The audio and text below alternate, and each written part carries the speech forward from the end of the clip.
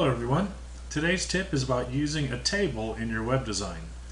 Tables are often overlooked despite the fact that they are the easiest way by far to align lists of items on your website. And a common mistake by many beginning web designers is to use the space bar for moving text items around on the page. This is a web design and a graphic design no-no, using the space bar for spacing. Now, I'm showing you here an example of a page that has been designed using a space bar. And while it's not immediately evident, a close look will show you that the words are not aligned properly and the lines themselves are too far apart. You'll see here that this word looks a little bit too far over to the right, the same with this word here. And the lines themselves, because they're evenly spaced, look too far apart and they don't look like a normal list. Now, the solution to this is a table. And creating a table is actually pretty simple, though there are a lot of advanced features that can be learned later on. And here's a great way to learn the code for a table. This is a website that teaches people HTML. It's W3Schools.com, and then this is the place where HTML tables are explained. This one example right here is the best way to show somebody how to design a table. It basically uses tags, which are basically the greater than and less than signs that surround code in between.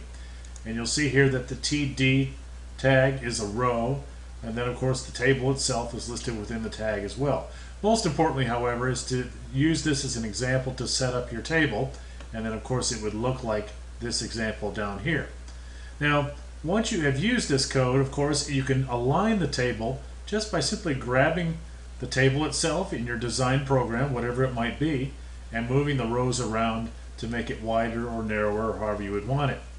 Now, those of you that are using the web builder, the Any1 web builder that we use with OurChurch.com websites, inserting a table is really quite simple.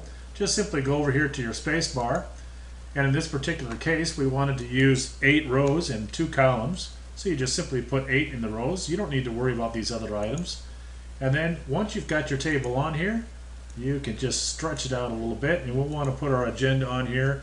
Let's put down here Monday, and then on Monday we're going to have our little trip agenda. We want to swim, and over here we want to go to a theme park,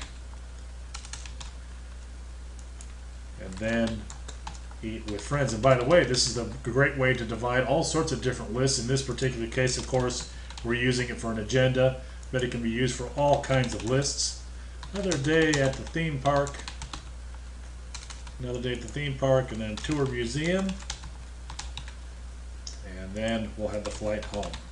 And once again, like I said before, if you wanted to make any kind of adjustments, you can simply grab the ends of the table and make adjustments. But the important thing is, if you save changes, you can go and simply save your changes there, and your example here you can tell is much different. Now you've got the lines that are a little bit better spaced, the words are spaced, and the table makes it so much easier to add and subtract later on.